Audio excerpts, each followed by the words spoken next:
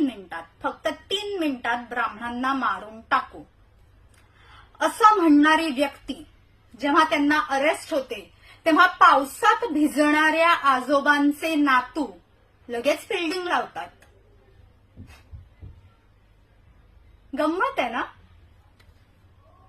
पण आमच्या भावना दुखावता कामा नयेत, कारण आम्ही ब्राह्मण आहोत. 1948 मध्ये ब्राह्मणांना मारून टाकण्यात आलं.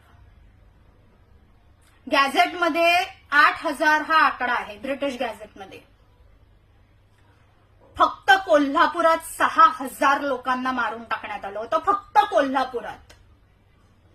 म्हणजे संपूर्ण महाराष्ट्रात किती लोकांना मारून टाकण्यात आलं असेल याचा जरा विचार करा.